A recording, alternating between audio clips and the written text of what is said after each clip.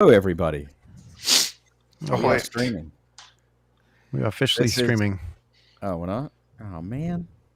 No, we are. Ready. We I was just ready for started. my We are. monologue. It's not the Oh, we show are yet, streaming. but we're streaming. All right, so this is Black Hills coming at you on the week of Thanksgiving for those that live in the States and are listening. And you're probably doing nothing at work right now, are you? You're watching us because you got nothing better to do. Yeah. I'm doing nothing at work. This is the Yeah. zero get work weekday. Yes, this is the I look like I'm doing things, but I'm not. actually Black Friday shopping, if you didn't know. But it It's looks like research. I'm doing computer stuff, right? I'm just saying. computering. Yes. I'm computering very hard. Yeah. This is always a fun week when you're doing a pen test and you have to get on some other, people's computers that are at work and you get to watch and see what they're doing. And typically it's nothing to do with work. So spoiler Nothing at all. alert. Right. They're Amazon shopping probably. Now, and- arguably, most of the times that I have actually stake my claim on a computer and started looking through their browser history and started taking screenshots, a lot of times they're not doing work most of the time. It's pretty funny to see what they're doing, but this week I'm sure is a lot less work. So yeah, they're probably Christmas shopping. Like, Yeah. I'll have one of those, two of those. You got to get ahead of the supply chain, you know? Right. Yeah. And they're thinking about their eggnog they're going to make, and So- they're thinking about how they're going to Eggnog. be with their family in a few days. that's a funny story. So I'm on an engagement right now, and this doesn't happen all the time, but it's just coincidence. I'm browsing through file shares, and somebody has like their Christmas list from like the last couple of years, and so I was like looking at the stuff that they had on the list and stuff. It was kind of funny, and I told my wife, I was like, normally I don't do this, but I'm looking for a password, so. Yeah. Did you find anything interesting? No, not really anything interesting. I did find that they had bought a like a seatbelt cutter and a glass breaker window thing for their what do you call it? Their housekeeper, and I was like, oh, that's kind of a nice gift. You really care about them. Hey, I think that was a wild John Strand that popped up there for a minute. Yeah, he came in for a second and he disappeared. I think he was throwing his hands up in disgust at probably his gear, going, "Why isn't my audio working?" I had 14 Can't to buttons. adjust this compressor. Yeah. I hate it when you have to adjust your compressor. Actually, that's what speaking of compressors, by the way, this is totally unrelated to security news because that's what we do here. But on the weekend, I had to get a dead chipmunk out of the compressor on the HVAC system. It died between the blade. And I don't know how it managed to do this, and it was jammed up the blade, so the fan wouldn't spin. Can you guys hear me? Now Yeah, we're I hearing can. it. Yeah, we Yes. can hear you. All right, awesome. Yeah, so my problem in life, just one of many, is I have my audio interface, and I hate using Windows for like music and stuff. So I have to unplug it and plug it into my Mac because I have like the compressor and everything that Joff's talking about. So I got to like unplug and plug things back in. See, I was right. Yeah, he knows. Ryan knows. No problem. Got to So- adjust your compressor. Yeah, that's what we're doing. That's what we're doing here. Pull the squirrels out. Squirrels. Actually, when I'm using the, I'm even too loud here, but when I'm using the large diaphragm condenser, it does not go through the compressor gate. It goes It sounds straight so into sexy the when you power. say that. Large diaphragm. Large diaphragm compressor. Yeah. Anyway, we were just joking that that people are probably actually attending this podcast right now because they're not doing anything else. Well, I would say that there's probably a lot of people that are in that boat. They're either not working because they're on vacation, or they're at work and they're literally just taking up a spot at work. Vacation doesn't start. I don't know about you guys, but whenever I used to work at Standard Jobby Job, I used to love the week before, the holidays, because no one would do shit at work. Like they would just sit around. This is good. What's the point of my on-air light if you cannot even see it? Well, You need some camera, ND tape. I'm excited that I get to use the whole A10 Mini and everything, because GoToWebinar doesn't support that, and I actually have an on-air light that's like camera number 1, which I think is really cool. You know, that is actually, yeah, the camera does have an on-air light too. I that's a good point. But you know, if I could sync it up with the microphone, that would be. You know what? I think there's a little holiday project emerging. Joff, I know what you need to get. You need to find yourself some neutral density, either gel or tape. They might even make a What, for tape my that you head? can use. No, for your LED light. Are we Maybe saying for more your head. sexy things? Neutral density gel? I mean, that sounds man. sounds Gel. pretty. That's an You know, Amazon Prime exclusive. if we keep going down this path, we're going to have to leverage our core competencies. No. And if we keep going down this path, we're stepping on like the area of Security Weekly, and we've got to cut the line. We have to uncross the streams. Uncross the streams, yes. Speaking of ordering things, have you guys noticed that if you buy something on Amazon right now, there's an option to deliver it overnight, like at night, like at 4 a.m. or something? I'm like, Yeah. are you kidding me? They're just running 24/7 ops now, man. They're Ralph, I'm sorry. Such a thing I have not heard of in South Dakota. Yeah, I was going to say, never some of us don't live in very highly urbanized areas, Ralph. Dude, there's more. Honestly, I think there's more Amazon drivers out there right now than there are just like regular people. Like everyone's at home just watching Amazon drivers go around in circles. It's kind of funny, but It's a real here we thing. are. Yeah. All I'm right. getting a little bit of an echo, but I can't figure out who it is. It's either John or Ralph, Could be. but I think it's Could be John. Ralph. It's probably me. I have my speakers up pretty high, so go ahead and talk. This is where it was. Checkity. Oh, yeah, that came back. And now if I turn it back. Actually, no, I'm hearing myself come back through someone else right now. Oh, okay. It's probably me. I don't know why, but I'm just that lucky. All right. I need to try different headsets, but all right, so let's do a mute There, sound it's- off. Okay. It's All going right. away. Okay, it's getting better. Check 1, 2. Check. Check 1, 2. Check. So All right. far, so good. I think Tuesday. we're good. Tuesday. Yeah, I think we're good. Tuesday. How many more words you got, Jeff?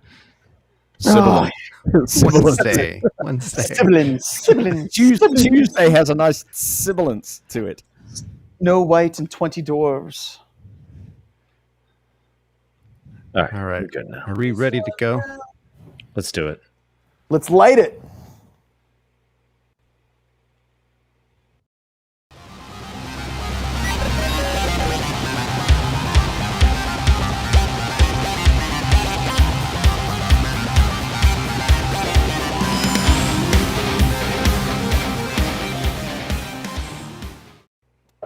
Hi, everybody, and welcome to another episode of Black Hills Information Security, talking about news. In this particular edition, we're going to be talking about ransomware to start the week off, because we now put those stories right at the top. We'll be talking about the FBI, which has a flash alert on actively exploited fat pipe VPN. I wonder if there's somebody that we could call upon that maybe has found a 0-day in Fat Pipe's VPN before. All right. Then we're going to be talking about Iran and how they're undermining the U.S. presidential election, because that's clearly not going to be a topic that's going to be fraught with all kinds of political overtones. We'll be talking about useless security practices, GoDaddy, wind turbines getting hacked, because that's a good idea. And then we're going to get to the fun stuff. We're going to talk about, like, you know, how the Chinese and the Russians are now working together, because shit, what else did we need? And then we're going to be talking about how insurers are basically running for ransomware cover as losses mount. I am joined this week by our illustrious crew. We have Ryan, who just pretty much keeps quiet the whole time, like a ninja in the background, but you know he's about to do something absolutely awesome. We have Tim, who's been hanging out quite regularly this particular episode. And by the way, Tim, your beard looks spectacular today. Oh, it actually needs to be trimmed It significantly. does. No, Beard it's oil. real nice and Beard smooth. If I get in close, you can see I've got, like, you know, that pre-puberty like scruff on the side. It's not good. Another man who has a great beard is Ben. Ben is joining us from the Chicagoland area. I think that's where he's at right now today. Also, Joff, who is going to talk about something, I guess. Stuff. I don't know. Like, who the hell invited Joff and why? I guess we'll find out later. And that's the same thing he said last week. I know, right? That's how I got started in this whole game. And then we have Ralph, who's pretty much my co-host and runs this stuff all the time and keeps it in between the lines. So, gentlemen, which story is just burning a hole in your psyche that you have to get into? You're like, we have to talk about this today. So, because I have my favorites. Actually, I kind of liked your favorites, the two ransomware stories, which it's kind of funny because we try to avoid talking about ransomware, but this is like Transformers starting ransomware game. Like they're gonna make into a master robot of just massive destruction. So I think we could start off with those two, right? So the first one, I guess, is the Chinese hackers teaming up with the Russian ransomware gang, right? So it's just like two parties joining together to make the ultimate ransomware team. And then the other one is the fact that what do you call it? Companies.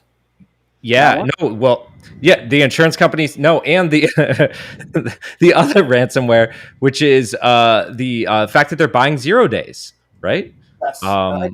Where is that one? That was in there. Let's do one at a time. Let's set up and talk about.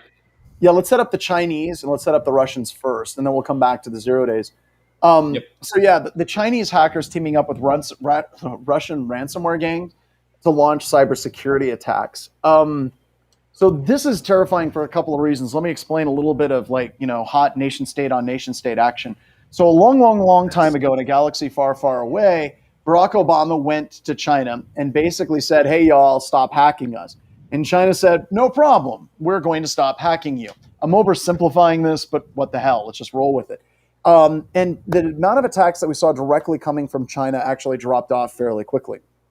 Instead, what China did is they basically started a process where they started using intermediary third-party hacking groups and ransomware groups to launch attacks, and then basically were selling the access that they were getting back to the Chinese government.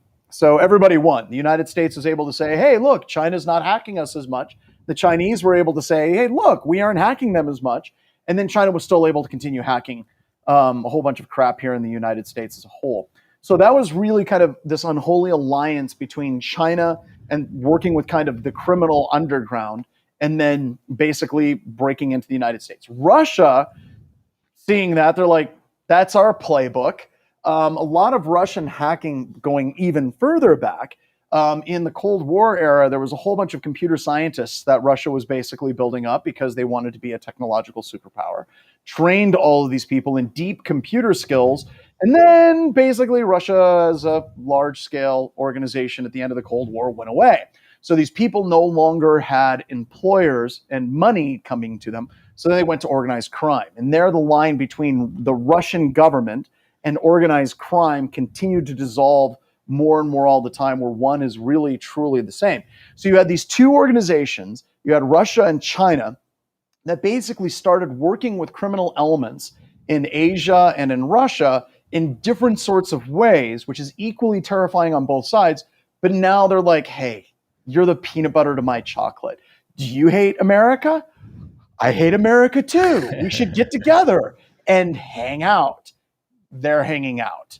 And historically, Russia and China tend not to get along real well because there's some border disputes and some history there. But this is a really crappy development as a whole. And I know I gave you way more background on this entire thing.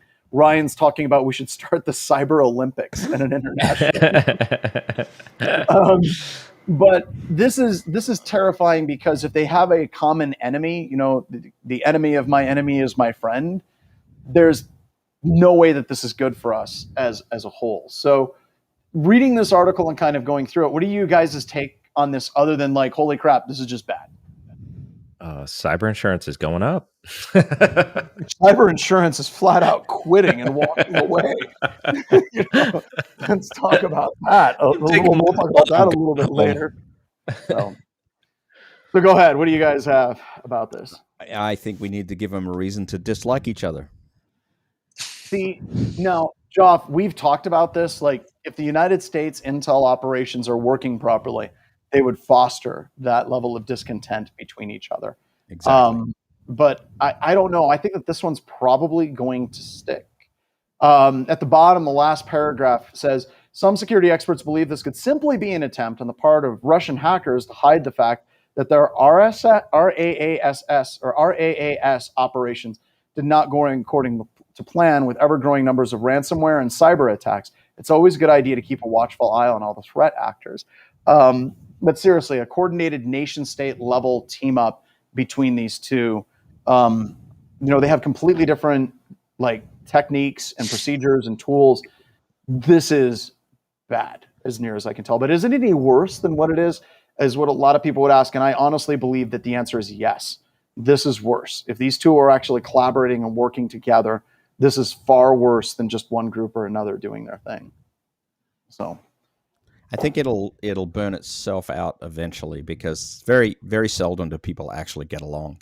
So I think we'll see this burn through, but in the interim term, yeah, I think it's really bad. It's a bad turn for us. It's like, starting the Cold War again, but worse.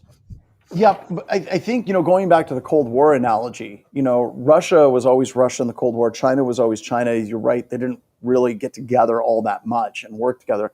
And their goals and objectives are very different. If you look at China, they're all about stealing intellectual property. They're trying to steal nation state secrets. They're trying to steal technology, patents, all of that stuff. And Russia's whole goal and everything is to sow as much chaos as they possibly can in the political system to basically hurt the United States and other Western countries in their ability to be a solidified bloc from an economic perspective in Europe and dealing with NATO and things like that. Those two objectives don't necessarily line up with each other. So I guess where do you guys think that their objectives would actually line up with each other? As I go over here and sign I got to sign documents here. I signed the wrong line, and she's now got like a little arrow and everything. I don't even know what I'm signing here, Erica. Meanwhile, at Blackdoors. Hey, you all work for Erica now. You did before, anyway. Well, all right, I don't think anything's changed. Meanwhile, somewhere deep in the Black Hills, John signs away all of his employees to his wife. Okay. Live on YouTube. Perfect. It happened. You witnessed it. It really happened. What were we talking about before John went to sign something? I mean, I think the straightest line between groups like that at this point just seems like financial motivation too. Like if there's anything that this disparate group of state-sponsored, state-affiliated, whatever attackers could probably agree on, it's trying to make money while doing it. Especially if a lot of it does fall into kind of like that more criminal aspect and less politically targeted kind of attacks. Just everyone gets paid. Yeah, I'm hoping it's the less politically, because if it's just an issue of money, great. That's the type of hacking I think that, like you said, more of a straight line. They want your IP, they want your sweet dollars, stop them from getting it. When you start getting into politics and chaos and nation state level things, I think that the options that are available to an attacker are wide open at that point, and it's much more difficult to defend in that scenario. So that's a good point. Do we want to talk about Vinny and the FBI hack? Sure. If we can bring that one up. So I'm happy to say that I'm friends with Vinny. All right. So Vinny has this threat intelligent company. It was called Nightline, and they rebranded to something else. And Vinny was doing a lot of work tracking groups on the dark web. All right. And he basically came out with a bunch of claims and was tracking a bunch of different groups. And as much as I like Vinny, he may have gotten up a little bit too far ahead on his surfboard with some of the claims that he was going at. And there was a number of people in the industry and in the kind of the hacking community that didn't shine too well to what Vinny was actually doing. And he was basically talking about, who are the people that were running Dark Overlord, and that got him into some level of trouble. There were some attacks against his own system, and there was some data that was released. There's some debate as far as like the efficacy of the data that Nightline had and was actually released publicly. So Vinny's a strange dude. He's wicked sharp. and he's been doing a lot of good things in like law enforcement and stuff like that. But like I said, it's one of those things where like you have these beefs in the computer underground, and Vinny definitely went and poked a wasp's nest, and he got kind of like stung a lot for actually doing that. And basically, the whole FBI attack, they were basically using it to kind of troll him and what he had actually done as well. I don't know if there's much to say about this story other than, be careful dancing or be careful going toe to toe with dragons because you're crunchy and you taste good with ketchup. And this gets into kind of the whole thing about, threat intelligence feeds. And I guess for like a larger conversation, for a lot of these different groups, for you to get involved in the groups in the dark web, many times you have to share information with these groups that is potentially on the very verge of being legal, if not illegal, to gain entry into these groups, number one. And then how much value is there in actually quote unquote penetrating these groups in the dark web? And does that actually provide any, does that move the needle in security? Because it makes for great stories. Like if you get a chance to just sit with Vinny, have a beer, and just listen to some of his stories, they're enrapturing. They're these great stories about getting involved in these different groups. But one of the questions that I always have, as cool as those stories are, is how much value does this crap actually provide the industry as at like a base level, or does it not? Well, I can speak to just a little of that, right? So Human, right, I think provides a lot of value, right? Like that intelligence, but whether it provides value to our industry, whether they're actually finding that information out, I mean, maybe not. But I mean, Human definitely is valuable, right? I mean, we do that with a lot of things that are not tech, right? And that's really what this, joining these gangs or whatever you want to say, gangs, like these groups, underground groups or whatever. That's what you're trying to do. You're trying to get human intelligence, right? Like from these other people. But the big difference is that you don't always know that's the same person you're talking to, right? So you don't have that physical tie, and that's I think where the pieces of the puzzle can kind of go astray, right? Now, I got a question for you, Ralph, because you do a lot more with the quote unquote dark web, and we should probably clarify what the dark web is a little bit. But there's this belief that hacking groups have sort of like, I always think of like the cantina on Tatooine, right? Like you walk in and hackers are all sitting around tables smoking, and you have to cut off one's arm with a lightsaber to assert your dominance and not be it. It's like, do these groups actually exist like that? Because I would think absolutely some would, but do they all? Because a lot of these dark web groups are like, well, we penetrated so we can tell if your company's been hacked. So from the Human perspective, what do you think about that? Is there value in actually penetrating the dark web, or is it better just to sit back and wait for data to come up for sale, purchase the data, and then notify people, which is what most threat intel companies do? Yeah, no, I mean, that's a good question. And I guess it really depends, right? Like where you're getting your information from, what like groups you may or may not be part of, or, underground. It's not even just like forums too. I mean, they could just literally be like Telegram chats.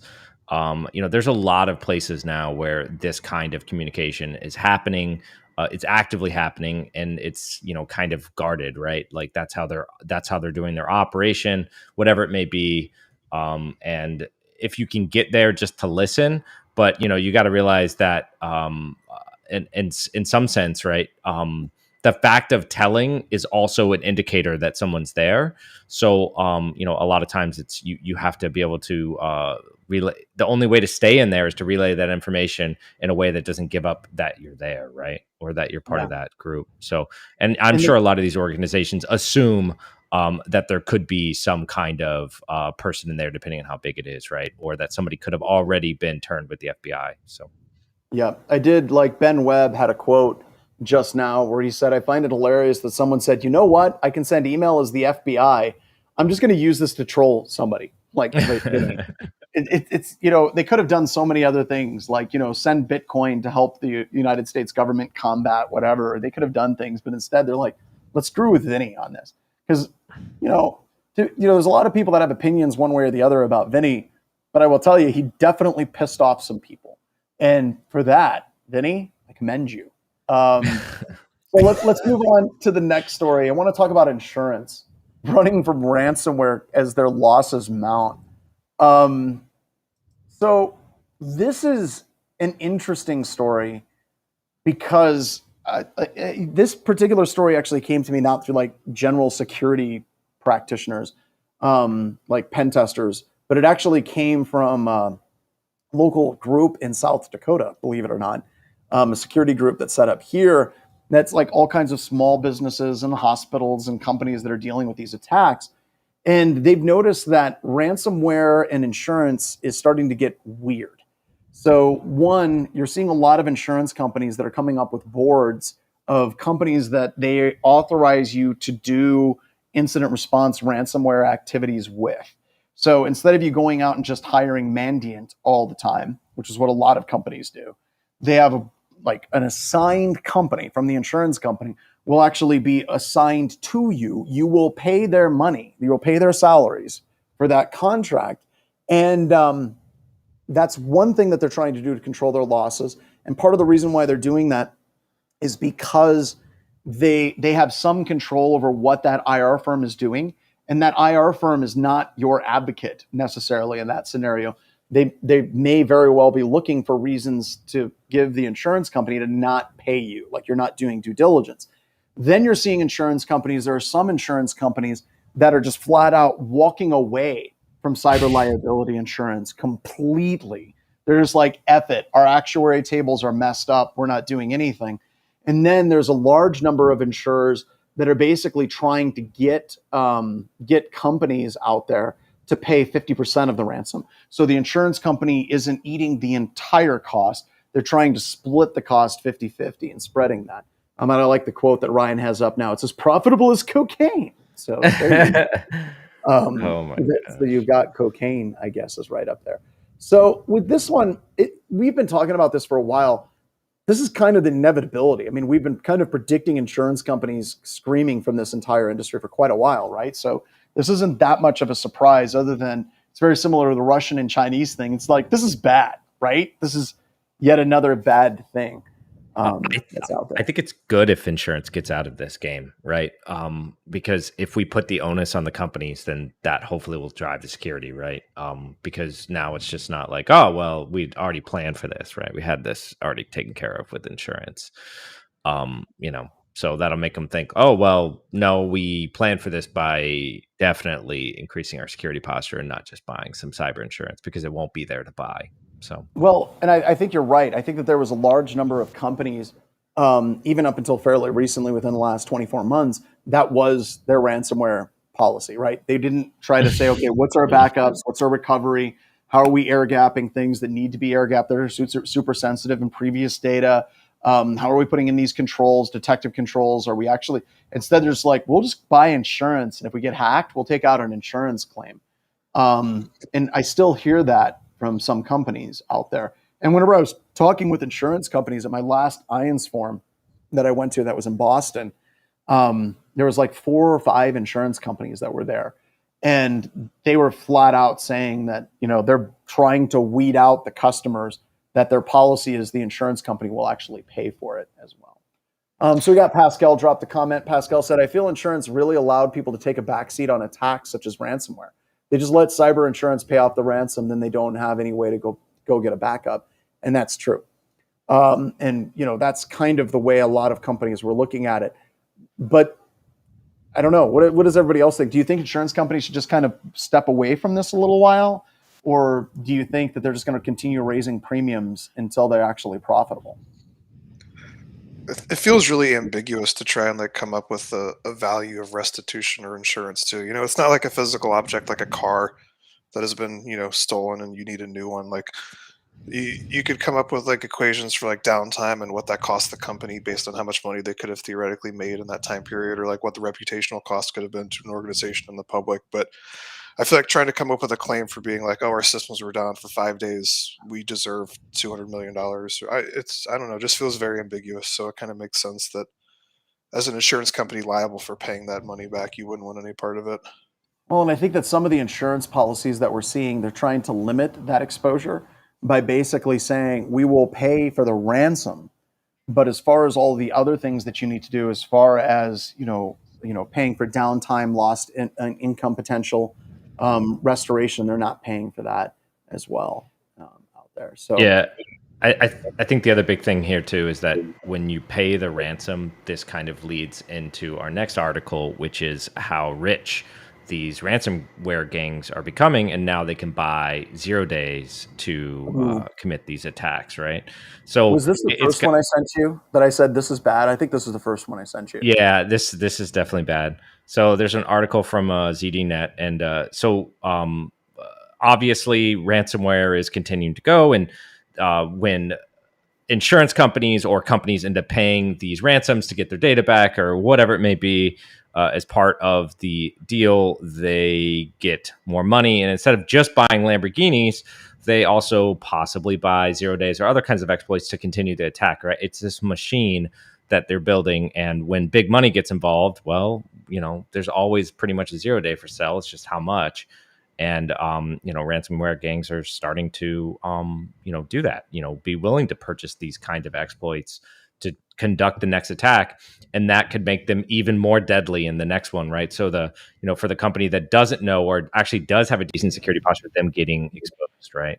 And then having to do the cleanup. So it just makes it even harder to, protect yourself. So, well, and this is something I think that's always been happening in the criminal underground.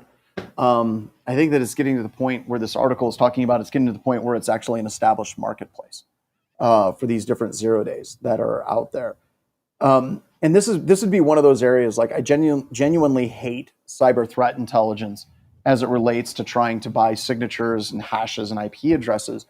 But seriously, if you're a vendor, like you're a Microsoft or a Cisco or a Juniper or a Palo Alto or any of these different companies that are fairly large, you damn well better have threat intelligence on those marketplaces on those particular vulnerabilities, and you better be bidding on those vulnerabilities to try to get some access to them as well. But this is a business, right? And you're going to have people that are looking at their return on investment, and they're going to say, okay, well, we used to be able to just exploit things at will because they're running semantic or McAfee standard signature-based detection, and that was easy peasy. We could do that all day long. Now companies are starting to get better in their security posture. Now we're literally going to need 0 days to actually start breaking into those organizations. So with that in mind, I guess kind of one of the open questions that I like to put to the group is, does this mean that if we're doing pen testing, that we should be using 0 days to emulate those attacks? Or are there better, Ben starts laughing, or are there better, more effective ways that we can do our testing without having to have a 0 day in an organization to try to gain access? I'm going to pick on Ben. Ben, what are your thoughts on this? I mean, I think if you want to use a 0 day in a pen test, like is that something that you spent time outside of those billable hours to develop, and you're burning it for this one client because you really like them and you really want to show them what's up? Or is it more of a value add in a pen test to really like demonstrate other areas of improvements and risk gap analysis, defense in depth, and like a million other things that they can actually do instead of, I don't know. I don't think there's much value add. That's the thing, right? Yeah. That's exactly it. It's like bringing a nuke to a knife fight and then being like, wow, dude, I can't believe they didn't see it coming, right? Gotcha. Like, you decimated the village, Wait, you start the stopwatch, right? Tick, tick, tick, tick. Pen test over. Drop my nuke. Real talk. I've never been on an engagement where I was like, man, if I only had a 0 day, that would have been so much better. Or it would have changed, all of that, right? I mean, if there was only somebody on this podcast that had done that, you must be doing it wrong. Go ahead, Tim. Going rate for an iOS 0-click exploit. I think you're probably looking well into six figures, if not higher. Yeah. Okay. Let's just say $2 million. Okay. I want to take this conversation. I like where this is going. Slightly different, but imagine if a ransomware gang buys into a iOS 0-click exploit for $2 million. What could they gain from that? Because I don't know what the numbers are on iPhones and every other things like that that's out there for the number of devices that are deployed. But you've got to imagine they could easily make their $2 million and then some back, holding all of these devices ransom. And that's one of the things that concerns me, not just from a business perspective, but getting down to the consumer level of they could literally nickel and dime every device on the just like, like yeah, we 50 paid $2 million million phones. for this iPhone exploit, and we managed to, ransomware 10 million devices just like that. And you got to figure a percentage of them's going to pay. If it's hundreds of dollars, whatever, yeah, just hopefully they'll just cut their losses or something like that. But if it's like $25 over 10 million devices, like you got to, that's a perspective that I look at. It's like, if I'm going to invest in 0 days, I want to, for the purpose of ransomware, I want to hit as many targets as possible. I still like the strategic of like, I can get into X, Y, and Z organizations strategically. So look at it like this, though. Money. So Tim, here's another way of looking at it. Okay, you're absolutely right, and I think that thought exercise is very logical, right? Like, let's say you're paying $2 million for 0-click. How much can you get that? But you also got to think of like Cyber Icarus. If you think of Icarus, he flew too close to the sun, wax melted, and he came down. And it was also a badass Led Zeppelin t-shirt. But the point of all of that is, like, if you're looking at like Windows exploits, you look at iOS exploits, those are less likely the ones that ransomware is going to go after, because if that hits, then that's in the news, right? That's going to be on front page news of, MSNBC, CNN, Fox News, all of these different news sites. It's going to be right there, front and center.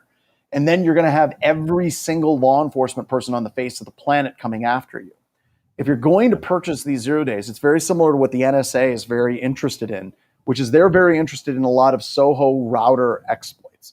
So if you can get a hold of exploits for a particular manufacturer and they're the main manufacturer in a certain country, then you can use those exploits in that specific area. You find a Fortinet exploit, that's going to be something that shows up in security news feeds. It's not going to be front page news everywhere. So it has this capability of existing for a much longer time because the organizations are not necessarily going to hear about it and patch it. So whenever they're talking about this stuff, a lot of it is much more like under the surface. But I think that thought exercise works. If you can say the most expensive one is 2 million, $5 million. And like you said, if there's 10 million devices that they can hit at $5 a pop, they're making a huge amount of money. I guarantee you that cyber criminals are making the exact same calculations right now, that return on investment, from VPNs to firewalls to networking devices that aren't like marquee names, but right below the surface. Yeah, Alex made the point, but if they hit that many devices, who will be reading the front and center news anyway? They won't be able to. Well, so I mean, John's absolutely right. That's like the equivalent of like dropping like 10 nukes all over America, and everyone being like, we just have to accept this. We just must accept this, right? I mean, like everyone would be so irate about it, and like you're right. Yes, they would possibly make some money, but they might not live to see it, right? And who knows? I'm just saying, like, we don't know what that kind of like event would look like. But to John's point, like, you're going to be like publicly enemy number one. And if there's one thing I know, if the U.S. government wants to get you, they can get you. Well, and sometimes they will get you. Sometimes it's even worse than that. Like the Get Rich or Die Trying group, Gonzalez, they went after TJ Maxx and a bunch of like JCPenney and a bunch of groups. Like a whole bunch of those people were arrested. One of them was transiting through Turkey and was arrested in Turkey. And, they contacted the United States for extradition. They're like, hey, do you want him? And the United States government is like, you got him, Turkey? Turkey's like, yeah. They're like, we're good. So you have to be careful. Like whenever you hit that level, you're really under a lot of scrutiny. Now, going back to like the 0 day thing, we talk about it in the context of pen testing. What the hell does it prove if a pen testing firm uses a 0 day to get into your organization? That proves that you're vulnerable to 0 days? Thank you. I knew that. That's not proving anything. I think all the crap that happens after that is far more important for detective. And I think you can implant yourself on servers in the DMZ, on hosts on the inside, doing assumed compromise assessment and emulation. I think that that's far more valuable and like really economically feasible for companies than like a company that's like, hey, yeah, we're elite. We got 0 days. I've done a couple engagements like that where we had made a 0-day unrelated to the engagement. We use it on the engagement, and yes, it does kind of work out like that. It's not It's weird. like it's weird. It is, and in fact, actually, after that one that we did use, but ended up being a big 0-day. Later on in Microsoft Word, the original researcher who found it, he got like a Pawnee for it and all this other stuff. But the thing is, when you're writing that report, it makes it weird. And so we just didn't do that anymore. And it probably is something like, if I had one in my hands, it's fun to be like, yes, okay, I can just do this and get this 0-click and blah, blah, blah. But it really, we could also just ask for access or something. Like, we don't necessarily need to do that. So, yeah. Well, and like let's say that you have a 0-day in a VPN or a firewall, and that's what what happens is a lot of your customers focus on that vulnerability and that quote unquote cyber kill chain. And they might be ignoring other possible vectors. Like you talked about 0 days in Word, 0 days in your email filters. I mean, the one that we're talking about to all of our customers is the RDP vulnerability. Is it a 0-day? No. It's basically RDP files are allowed through most email filters, and we can totally go back to one-click compromise where you double-click the RDP file and it takes over a system. That's not a vulnerability in software. It's actually a configuration vulnerability, and those tend to have a lot longer legs. So, at BHIS, like one of the things that we would rather focus on rather than a 0-day is a tactic or a technique that's going to exist for a long time, like password spraying, two-factor authentication bypass, OAuth level attacks. Those are things that, once a vendor has found a 0-day, they patch it, it's over, and all of that research is burnt. But if you're actually coming out with new tactics and procedures that gets you like a really nice weaponized capability that is going to last much longer. So transitioning into 0 days, do we have the fat pipe VPN thing? That story was up there, I think.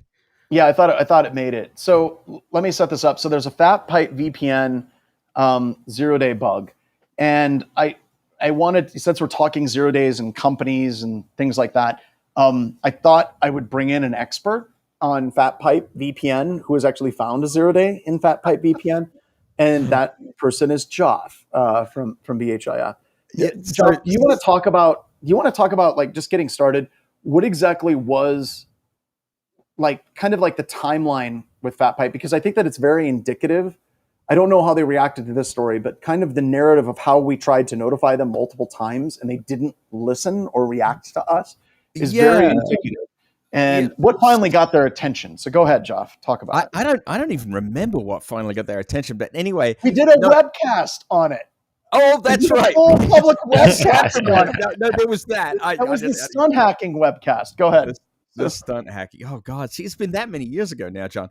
So, first of all, really, really kind of funny. I saw this story on Hacker News this morning. I'm like, holy crap, deja vu! Because you thought it was actually that vulnerability. Yeah, I did. I was doing an engagement for a customer. This was probably 6 years ago.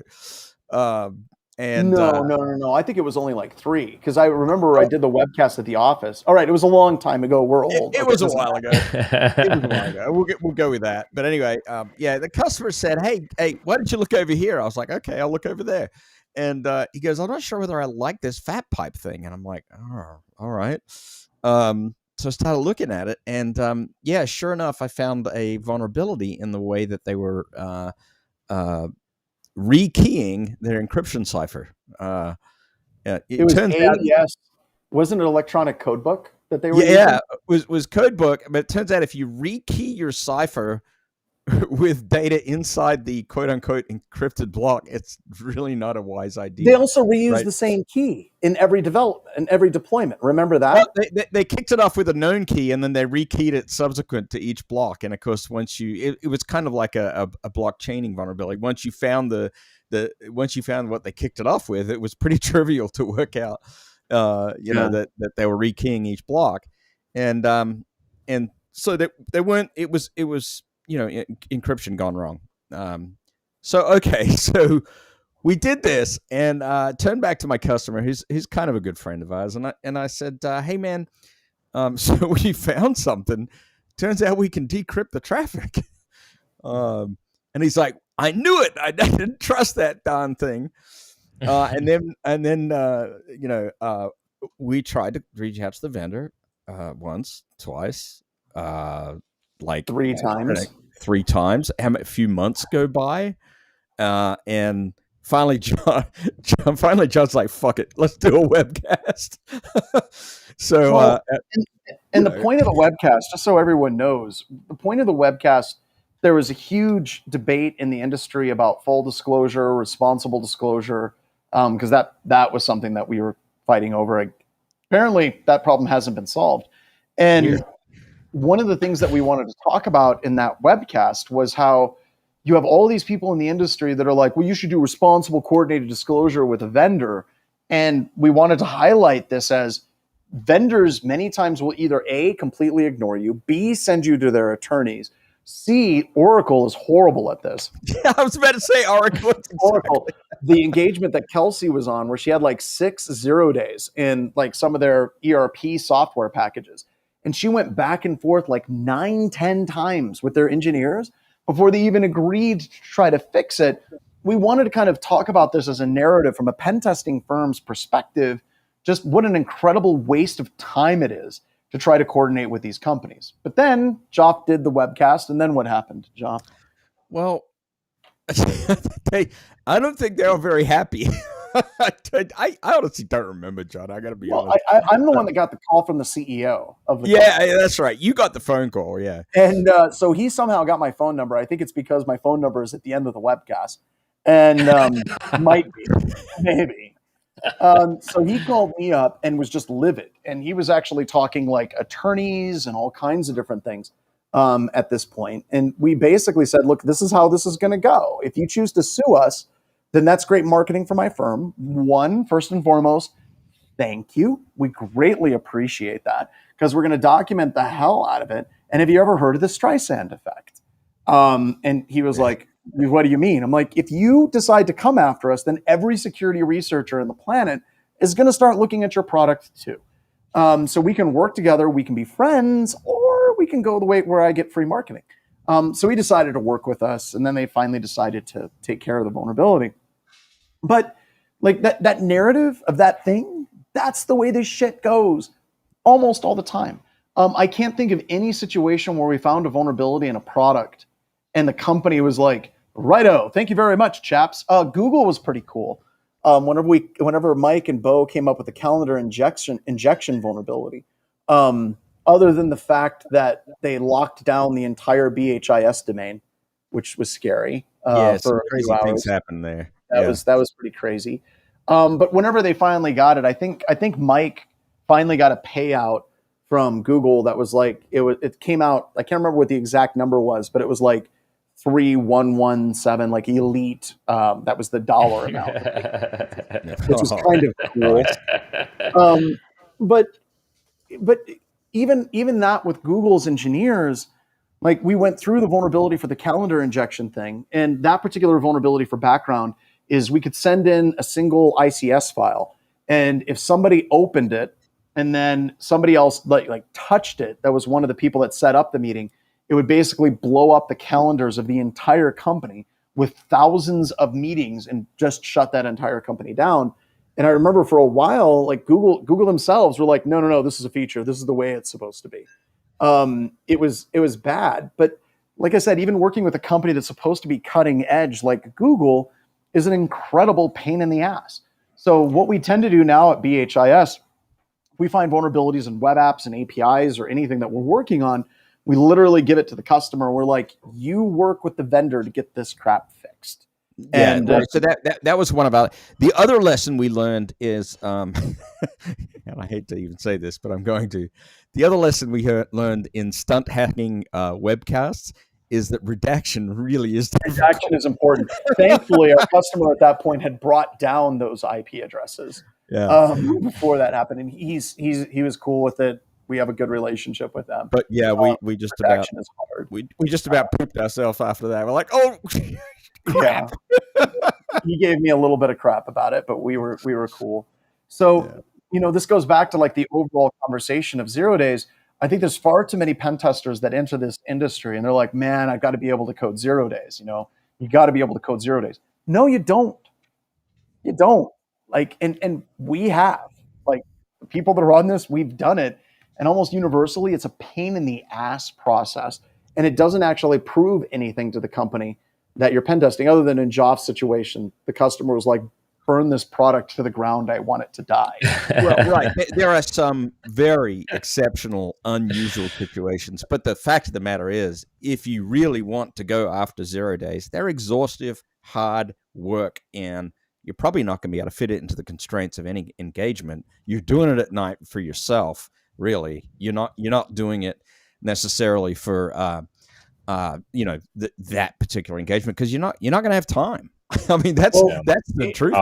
There's zero time to do a 0 day on an engagement. Zero time to do a 0 day. But Ralph, time is irrelevant when you're doing a 0 day, because you have actually changed the gravitational constant of the universe. Right? Well, and in that situation, like Ralph, I think set it up great. He's like, if you want to do it after hours because you absolutely love a customer, then go for it. And that was exactly what happened on that engagement. So yeah, I think I take exception. If companies want to hire a pen testing firm that's like, we use 0 days, get on with yourself. That's awesome. If you got money for that, and you're willing to spend that type of dough, god damn, that's cool. Go for it. For the 99.999% of the organizations that are out there that are really trying to secure their systems, it is stupid to hire a company to do that if your password policy is 8 characters. It is stupid to do that. Guy says if you're not patching your crap. It is stupid to do that if you're not logging sysmon on your endpoints. Like, there's so many other things that you could and should be doing that, basically than doing like the cool stuff. And I don't know, I think that a lot of people forget, Joff, like when we started BHIS, because you were there very close to the beginning, a ton of our customers were constantly pushing us to pull rabbits out of our hats all the time. They're like, I'm going to set up flags in my environment, and if you don't get the flags, I'm not paying you. I did that twice. Because almost always whenever that happens, like, you get the flag, you're like, hey, this flag was on your system, and you've got a lot of porn, mister, in your documents folder. And then they just refuse to pay that invoice because they're embarrassed. Oh, no. But John, I'm really scared of that Rowhammer attack, man. That Rowhammer attack. Yeah, it's definitely the Rowhammer. That's the problem. Oh, shit. So, all right. We had the securing. Let's do the last one kind of with that. Securing your digital life, the finale, debunking worthless security practices. This was an interesting article. There were so many more that they should have done here. But I think it's very, very like high level. It's not to people like us, right? Like, I think it's designed for people that are not necessarily in the security industry that believe certain things. So like some of the ones that are there, I think I can get behind are like, what was it? Thou shalt change your password every 30 days, right? That's basically from the NIST Green Book series. And I use that example all the time. Like, NIST Green Book. We limit our passwords to 12 characters so you don't forget them. I love that one, right? And then the other one was myth, don't write your passwords down. I actually, have you, like, okay, so I've seen the Post-it note thing under the keyboard back in like 2004. I've exploited this, by the way, John. I have. I mean, because you do like a physical, and that's the first thing I do. And you walk into these desks, and it's like hoarder's nest, and there's just Post-its all over the place, passwords for this, passwords for that. But I know where you're going with this, and you are right, John. Is that it's offline, so like someone has to break into be in that personal space to grab that, right? No, Ralph. No, I've got a cool exception to that. Joff, be careful of high resolution security cameras in your employee. Oh yeah, exactly. I have literally been on an engagement where we got onto the cameras that were in the freaking slot. And they had pan, tilt, and zoom on them. and they had a big whiteboard. They would basically have a rotating password of the day, and that was the password they would get every user that would come in. And there was a logical reason for it. The reason why they had the password that they were handing out of the day to employees that forgot their password is they could check that password hash and see if anybody continued to use that password hash. So they had a logical reason So for it. yeah, and the policy was you clean desk policy, right? So that was Yeah. like what you write them up. Like you shouldn't be writing this stuff down. Like, yes, it is bad to write it down in any case because like I feel like we're always going to find some edge case where we're like, yeah, and then we did this, and you know, I broke in, got to the camera, and you had it written on your keyboard, and I read it from there. It was amazing.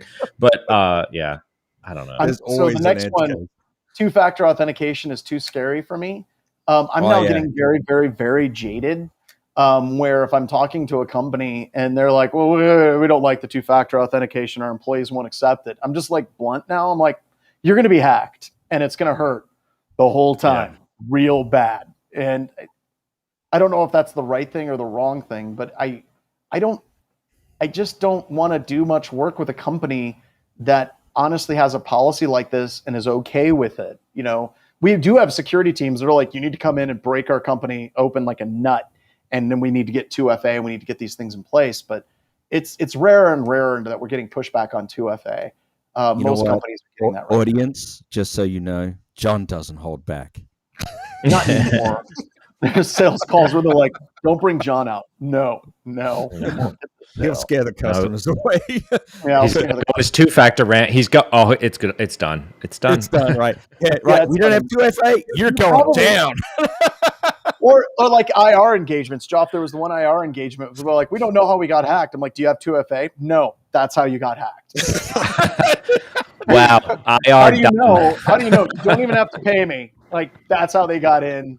More than likely, that's how that happened. But God, it's getting better. It's getting a lot better. And what's weird is many of the organizations that are like that.